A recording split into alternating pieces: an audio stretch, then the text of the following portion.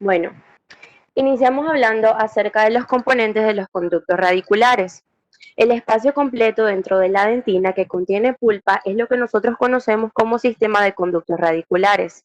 El contorno como tal de este sistema va a corresponder al contorno externo del diente.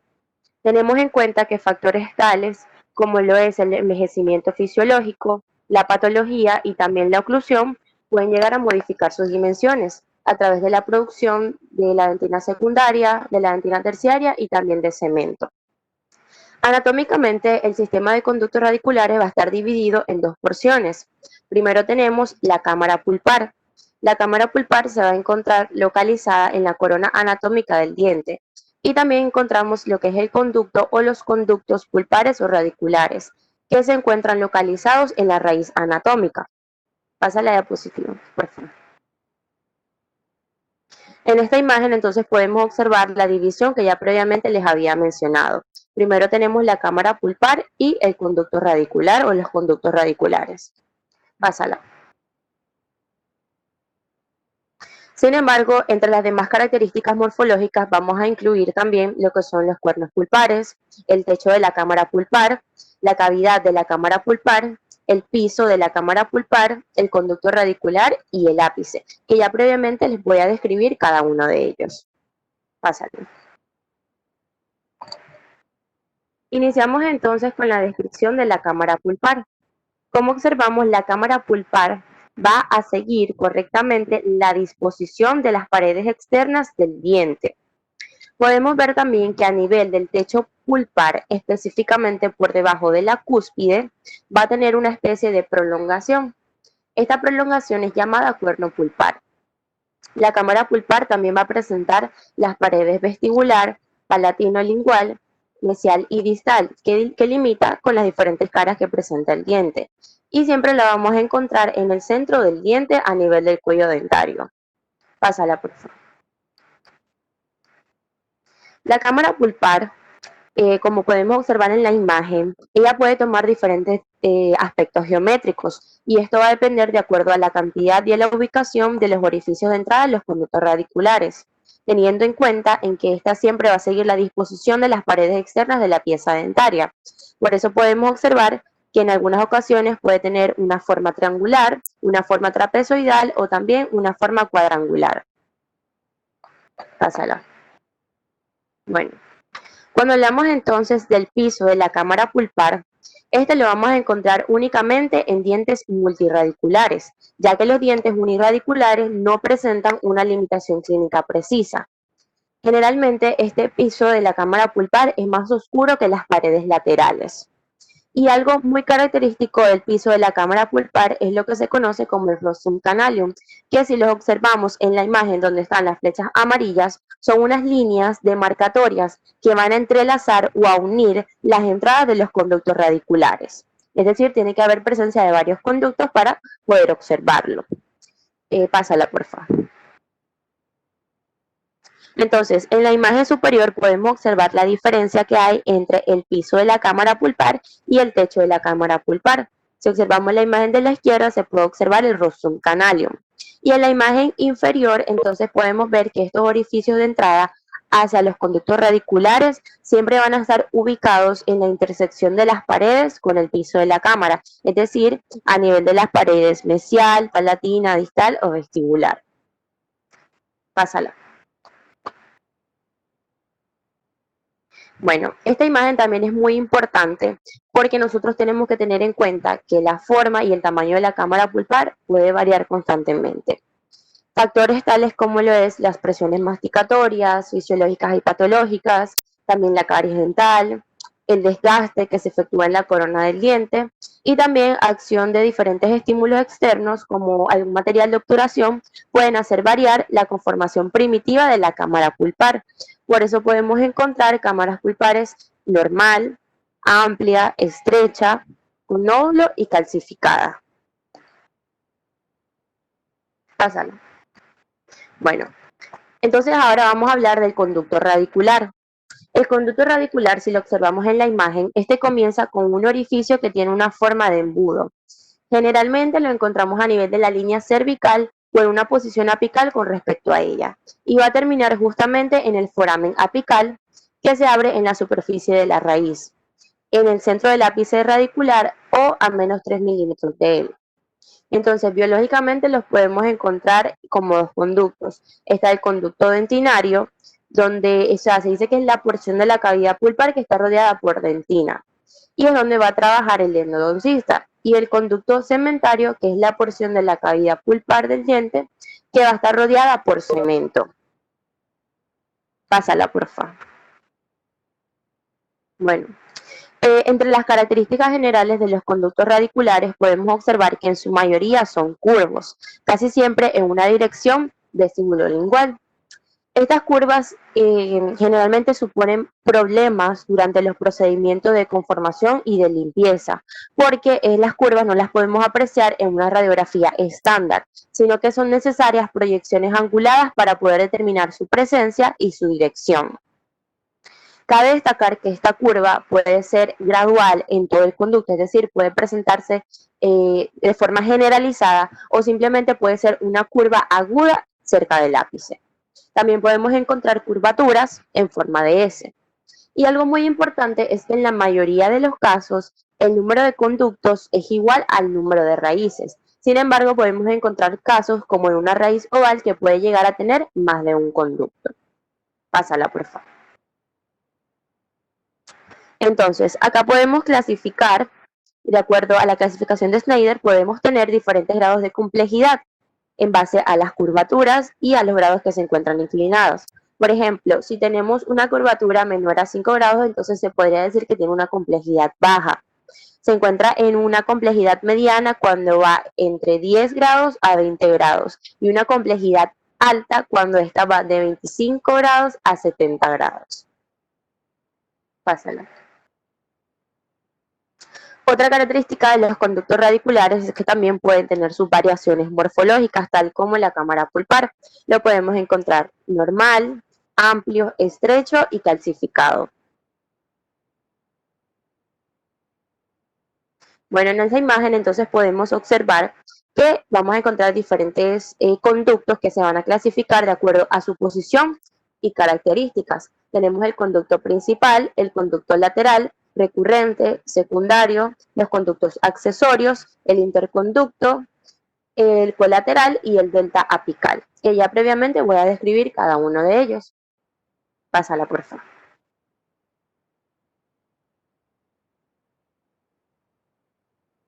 Mari, cámbiale. Ajá, ya. Ok.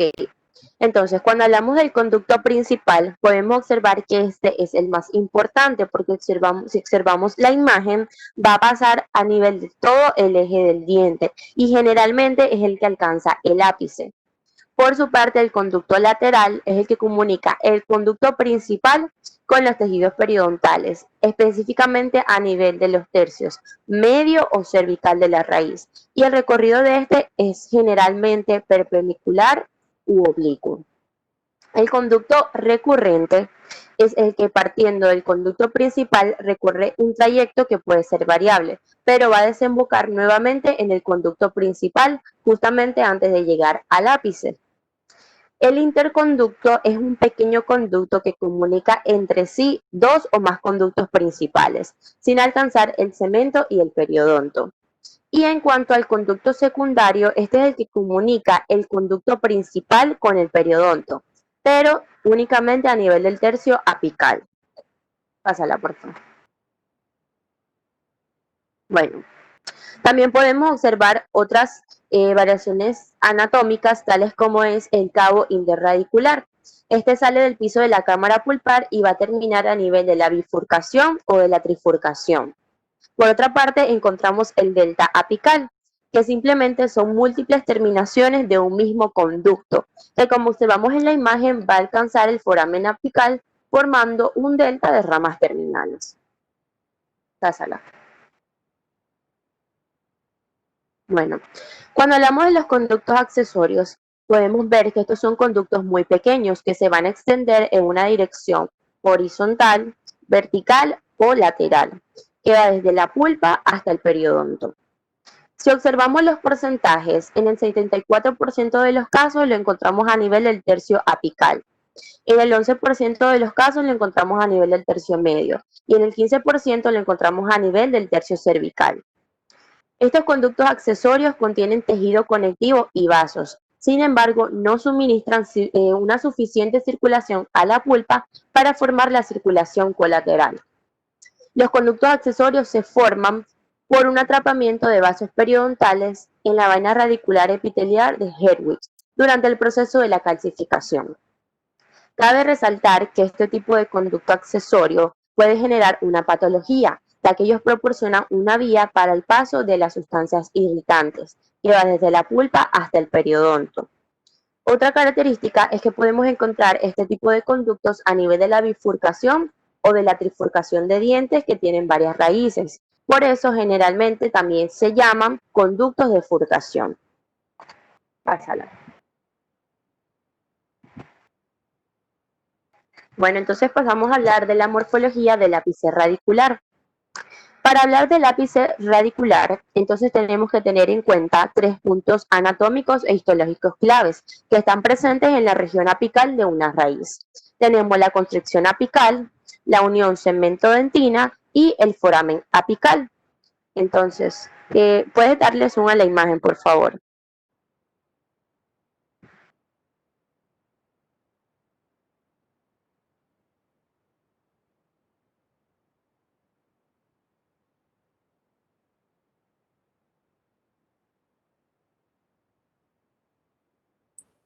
Desde este computador no puedo, pero ya voy a ver. Bueno, no importa. Si quieres, bueno, los que tienen la posibilidad que le den zoom es para que observen mejor la imagen. Pero para continuar. Bueno, si observamos la imagen, entonces ahí podemos observar la morfología del ápice radicular. Entonces, cuando hablamos del sitio donde hay un diámetro apical menor, es lo que se conoce como la constricción apical.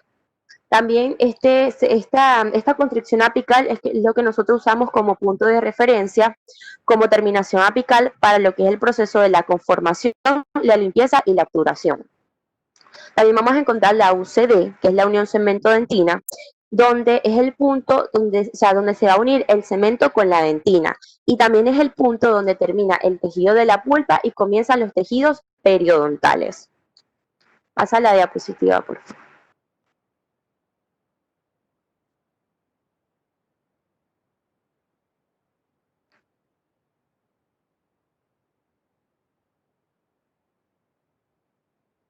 Bueno, entonces cuando hablamos del foramen apical, este es el principal orificio apical del conducto radicular. Y si observamos la imagen podemos ver que en ocasiones, la primera imagen superior, podemos observar que existen ocasiones en las que el ápice anatómico puede o no coincidir con el foramen apical. Y si observamos la imagen inferior, entonces acá podemos ver lo que yo previamente les había comentado. La constricción apical, que es la zona de menor diámetro, y la unión cemento-dentinaria. Pásala. Entonces, a continuación, vamos a empezar a describir la anatomía dental interna de cada uno de los dientes, iniciando por el maxilar superior.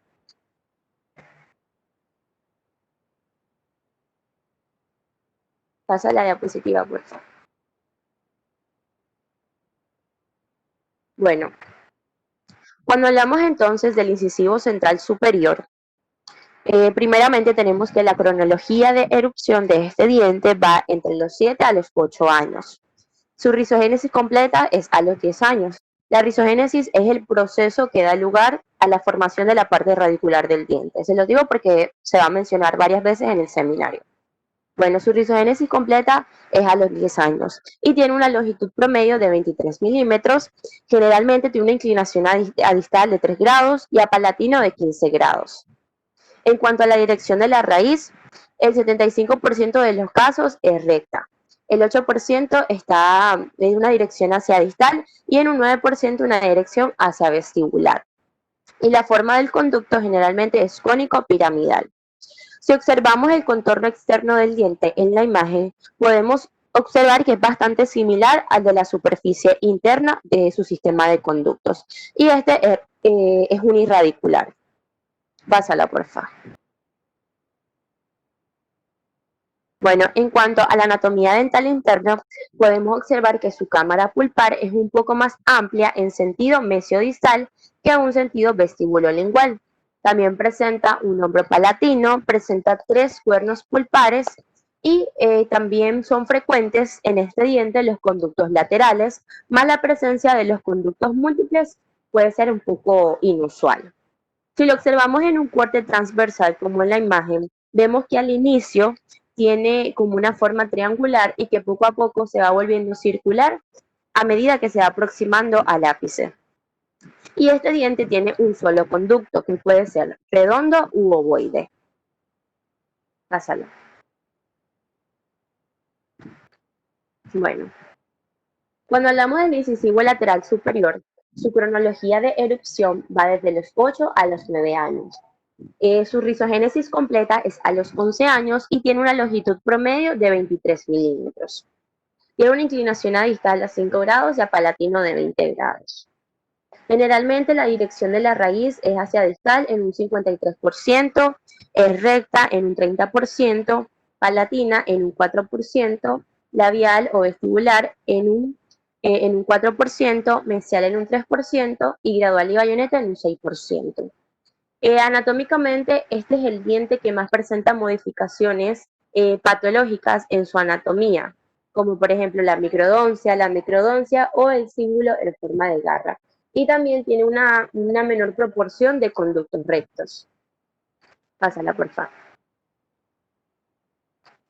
Bueno, en cuanto a la anatomía interna del incisivo lateral superior, observamos que su cámara pulpar tiene características similares al central, simplemente que tiene dimensiones menores.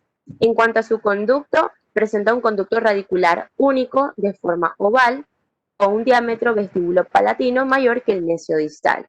También este se encuentra achatado y generalmente es ovoide a nivel cervical y medio, pero es circular a nivel apical con una curvatura acentuada a nivel del tercio apical. Pásala, por favor. Bueno, entonces, empezando con el canino superior, su cronología de erupción va desde los 11 a los 12 años. Tiene una rizogénesis completa a los 15 años y una longitud promedio de 26.8 milímetros. Tiene una inclinación a distal de 6 grados y a palatino de 17 grados. Generalmente su raíz es recta en un 38.5%, distal en un 31.5% y en un 12.8% vestibular. El canino es la pieza dentaria más larga y es la más fuerte de la zona anterior. Presenta una sola raíz que es más ancha en un sentido vestíbulo-palatino que en mesiodistal. Su conformación externa es que no presenta lóbulos mesial y distal, solo que también el central es más desarrollado por la altura de la cúspide central del diente y por eso a veces aparenta tener lóbulos. Pasa la foto. En cuanto a la anatomía interna del canino superior, entonces vemos que su cámara pulpar es más amplia, con un mayor diámetro en sentido vestíbulo-palatino, principalmente a nivel de la unión entre la cámara pulpar y el conducto. En cuanto a su conducto, este presenta un conducto único con una forma cónico-piramidal, que es bastante amplio en sentido vestíbulo-lingual, ovoide a tercio cervical, medio y redondo a tercio apical. Y tiene una curvatura apical que se dirige en la mayoría de los casos hacia vestibular.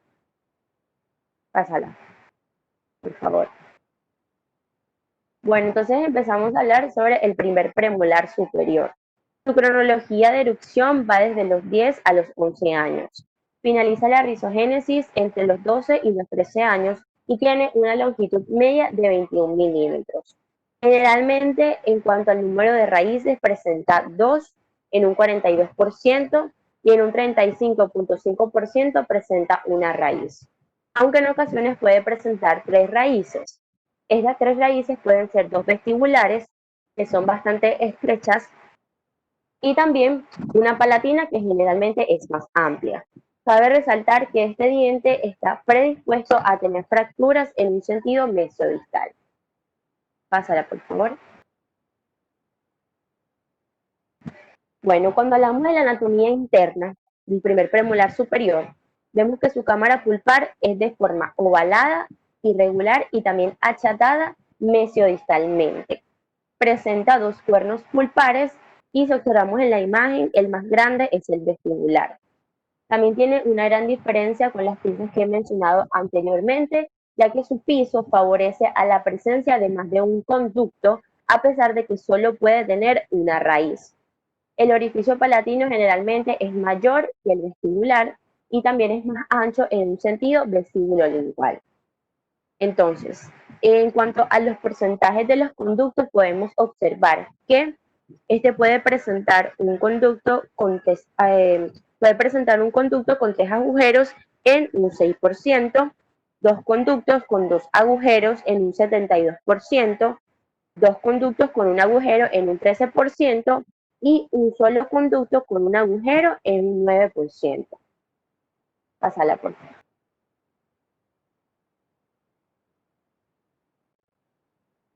Bueno, entonces cuando hablamos del segundo premolar superior, su cronología de erupción va desde los 10 a los 12 años, tiene una rizogénesis completa entre los 12 y los 14 años y una longitud media de 21 milímetros. Este se presenta comúnmente con una raíz que es única y es bastante amplia en un sentido vestíbulo-palatino.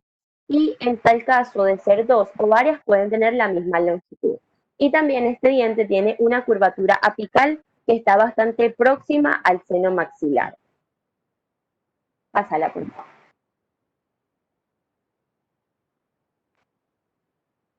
Y bueno, en cuanto a las características de la anatomía dental interna, entonces este diente tiene cuernos pulpares que son bastante delimitados, su característica principal. También podemos observar que la cámara pulpar es ancha en un sentido vestíbulo-palatino. Y en cuanto a la presencia de los conductos, puede existir uno, dos o tres conductos en una sola raíz. Y de tener un solo conducto, este suele tener grandes dimensiones y es oval desde el piso de la cavidad hacia la zona apical.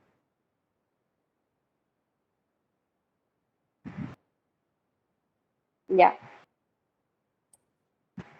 Bueno, en continuando con la exposición, vamos a empezar a hablar sobre el primer molar superior.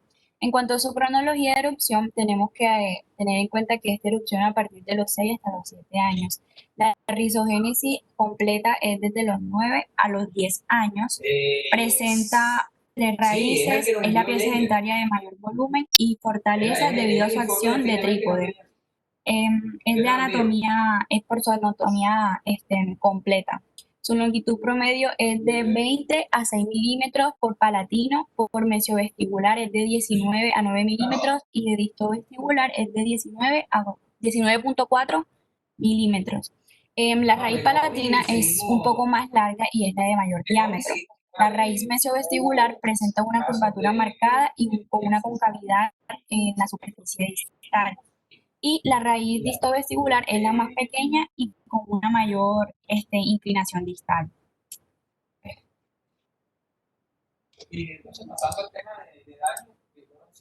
Bueno, en cuanto a la cavidad interna, vamos a encontrar que la cámara pulpar es mucho más ancha en la dimensión vestibulolingual, con 4 cuernos dirigidos a cada cúspide. Presenta un conducto para cada raíz.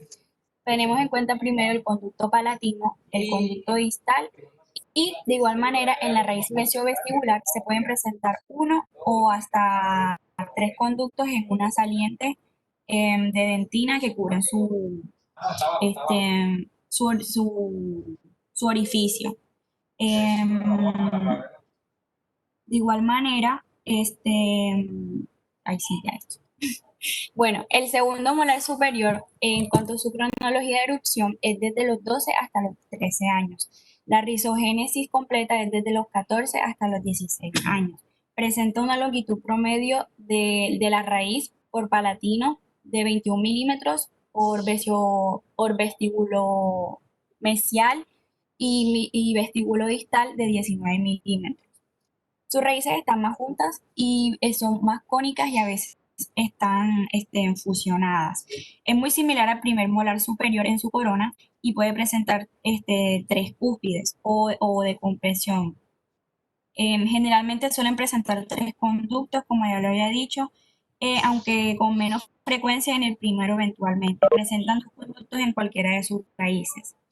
Los tres orificios principalmente que se presentan en forma de triángulo, plano o casi en la línea recta, porque la entrada del conducto mayor-palatino se inclina al punto medio entre la distancia vestíbulo-mesial y palatina. El suelo de la cámara pulpar suele ser convexo. ¿Ok? Como ya lo había dicho, generalmente suelen presentar tres conductos en un 54%, dos conductos de 37% y un conducto de 9%. Los tres orificios principales se presentan en triángulo plano porque la entrada del conducto palatino se inclina al punto medio entre mesio vestibular. El suelo de la cámara pulpar, como ya también lo he dicho, es convexo y dando forma de embudo a los orificios de los conductos. Puede presentar también dos raíces con dos conductos y eventualmente un solo conducto que puede estar bifurcado y los conductos se encuentran más próximos entre sí en dirección mesial.